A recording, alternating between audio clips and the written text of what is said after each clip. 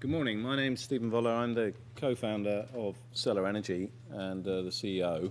We're a hydrogen storage company, so we fit into the energy storage part of this discussion. We're a spin-out from the Rutherford Apton Laboratory in Oxfordshire, and we have one facility in Oxford and the other at the NASA Kennedy Space Center in Florida. And the relevance of that will become clear as we go through. What we do is hydrogen storage. In 2011, we were the national winner of the Shell Springboard Award.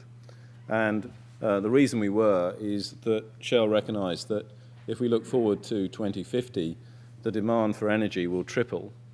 And part of that will be because of the growth of the middle class in India and China, but also because of the huge demand for increased energy around the world. And hydrogen will play an increasingly important part of that energy mix. But what's required is a new way of storing hydrogen, because when most people think of hydrogen, they think of hydrogen gas, which comes in tanks. If you're going to put those in cars, for example, you've got to persuade people to drive around with their kids sat on top of those types of tanks.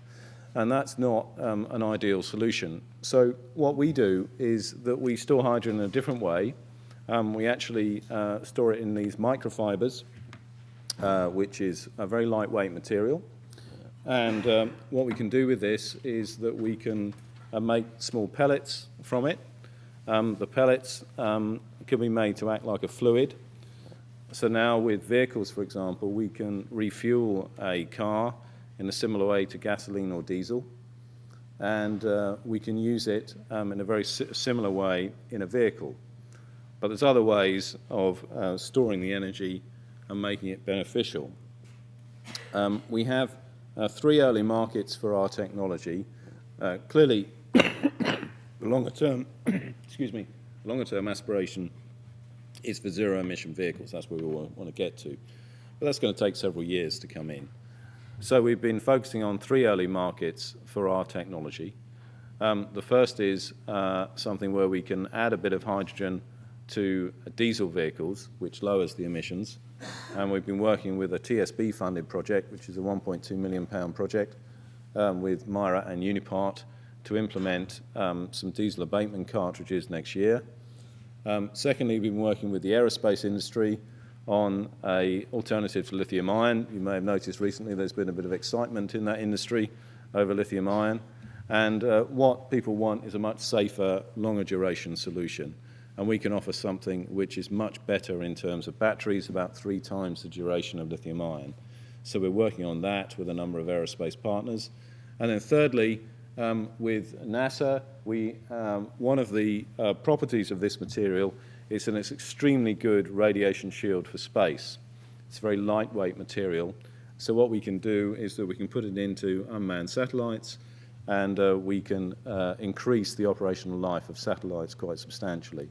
So we have a project which is launching some material this year to the International Space Station, and about developing material also for manned spaceflight.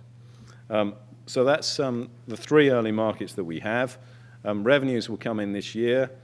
We've got, so far we've raised about $10 million of funding through 3 funding rounds over the 2 years.